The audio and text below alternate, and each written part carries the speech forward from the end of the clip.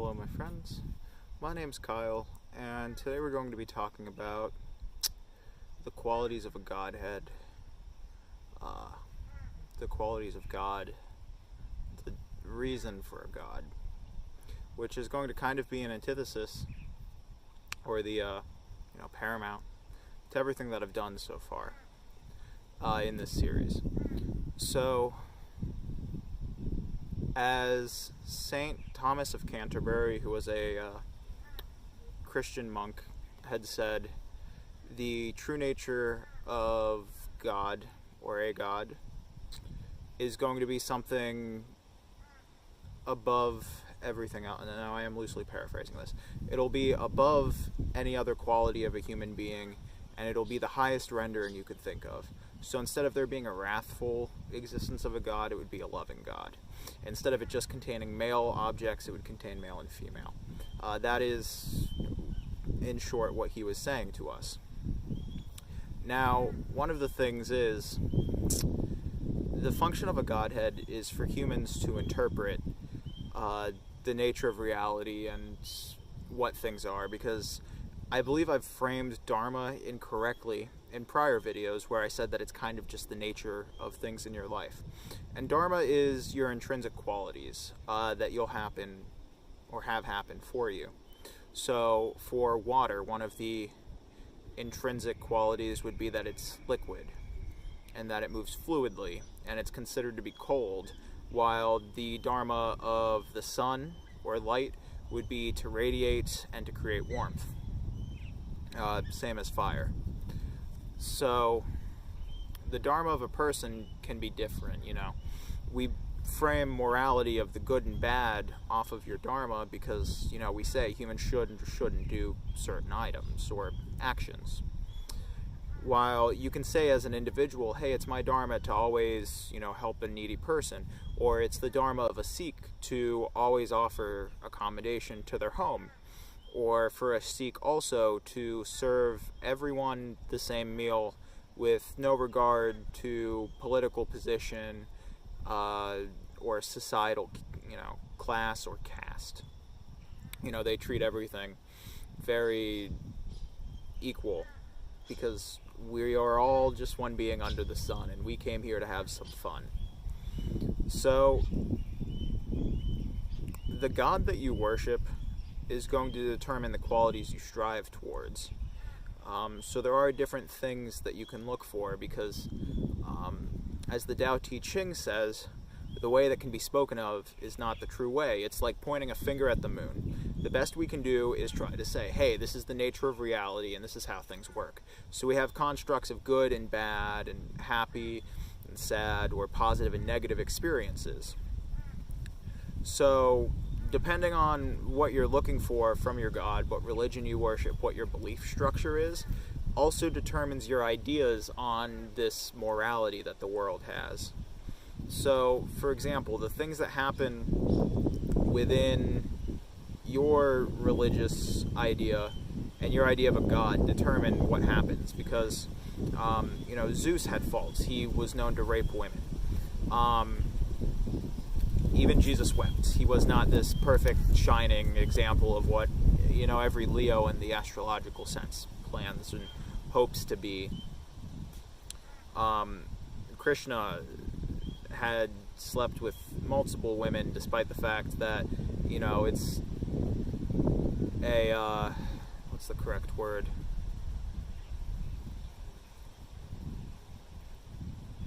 Austerity, excuse me. An austerity of yours to avoid, copious sex. Now, that being said, the Bhagavad Gita, Krishna also says that he doesn't go against karma and dharma with the actions he has, and that's not the argument I want to get into right now.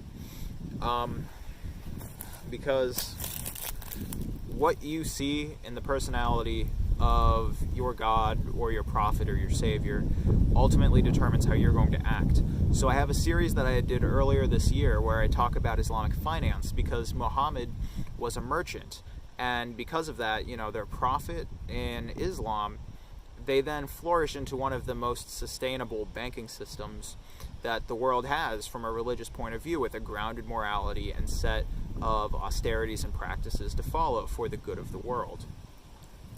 While Hindus, now this is where it gets a little difficult, because Hinduism has no set, absolute God, but people will say that Krishna is the supreme personality of the Godhead, so they're going to act to mimic his activities, to treat everyone with love, yet still understand that it's your position, and since there is no birth or death, just to continue going with what you have, because that's the Hindu stance. While the Christian stance, see, this is where it gets a little difficult with Christianity, in my opinion, because Christianity is not the religion of Jesus, which is what he believes. It's a religion about Jesus, because it's all about going through with Pentecost, or Christmas, celebrating his birth, and then giving out presents. Although we like to say it's the coming passage, Diwali does the exact same thing as a celebration of light forces in the universe, as Christmas does. However, it does not distribute presents. Diwali, which is a Hindu holiday, gives food to other people and sets off paper lanterns into the Ganges River. So, the idea that God, the creator, the super soul of the universe, would just be a person is because we are the highest forms of intelligence we know. The same as if we were a bunch of fleas on a dog, we would say, there is no dog. We are the highest thing, the same way that humans will sometimes say there is no God. Whereas agnostics believe, they'll say that, hey, you'll never know the qualities of God, which is completely fair. Agnostic comes from the term agnosia, which was coined by Dionysius, the Syrian monk, which means that no matter how much you try, no matter how much you study, you'll never know the true nature of God. You'll never know it all, because our best understanding of what God is, because God has some sort of personality. The universe has a sense of humor if you're listening to it. Karma, the way it works around, is the device that's used for the joke of the universe that, embodies, our existence. So, our idea that, God is a person is a very humanist perspective. But at the same time, the opposite of that, where people typically tend to lean, is impersonalism, where they say that, hey, we're just a flow of energy, we're just the universe experiencing itself. The highest quality would not be a personality, but the highest quality that we can strive to would be the personality of the Godhead, the same way that the highest form a dog could strive for is the dogality, I guess, of the Godhead. It's in our nature, so we construct our idea of God, or the personality of a Godhead, around what we consider to be the highest forms of Dharma, or, good and bad, the truest forms of the nature of individuals, to strive to live up to. But that can't be the highest, because now if you look with I believe it was Tesla's invention to pull electricity out of the air, it was come to find that, in just standard air right here, about a cubic meter, there's more power in that than there is an atomic bomb, which means that the visible world that we see has much more energy and power than just what's in front of us.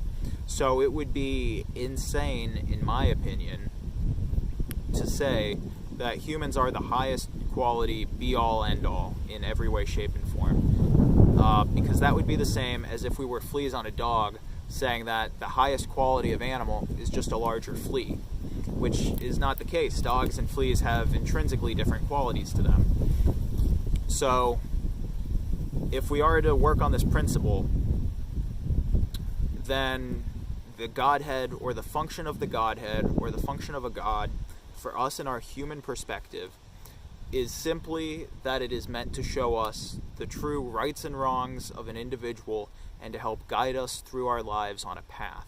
Not simply to be all that there is, because then you go into wars about what is my God and what is your God. But we're all still on the same planet, which means that, this construct of God, the universe, Brahma, Brahman, excuse me. Brahma's the power. Brahman's the force. Or the Godhead again. Had concatenated all of us into one giant being and allowed us to have these different opinions because we are all wrong. We are only arguing about the highest form of humanity, not the highest form of existence. Because for us to observe the highest form of existence, we would need to leave our human bodies and experience everything from the all. Only then would we be able to say this is the personality of everything.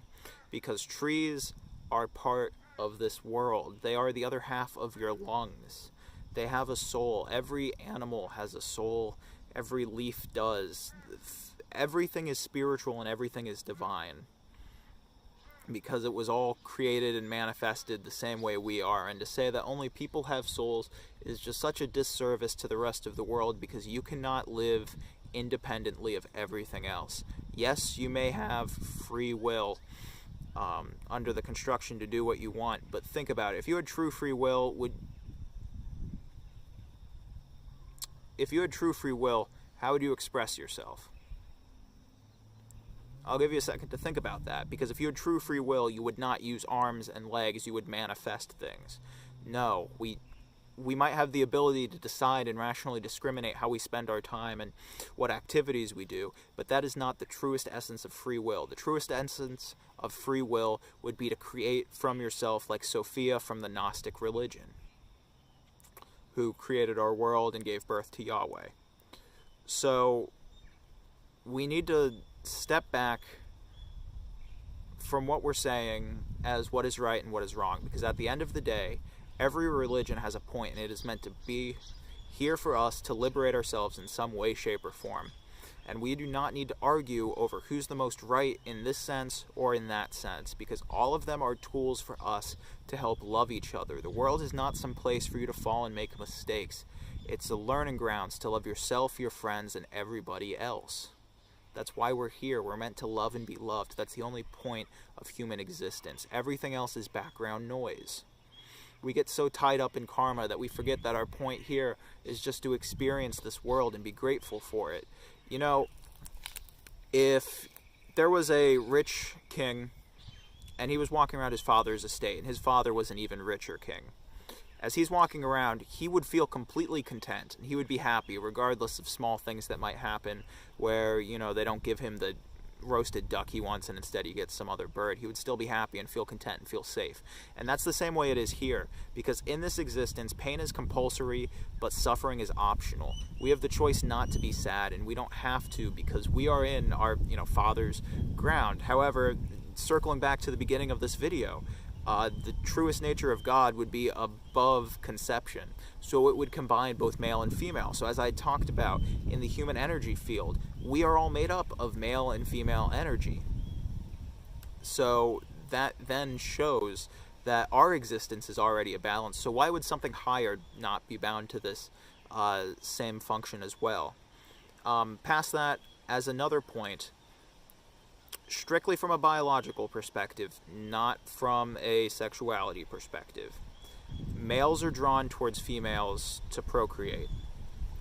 And because of this, typically every religion on this planet portrays God or the Creator as being a male, which would then mean that if we're the ones that are drawn to them to learn and to study, that makes all of us female in some way, shape, or form, predominantly female, which also so happens to coincide very nicely with the fact that the internet is mostly female. It's typically controlled or used for productivity by females, despite the fact we treat it as being male. It's like 52% female on the internet, and the world's population, I believe, is slightly more female than it is male at this point.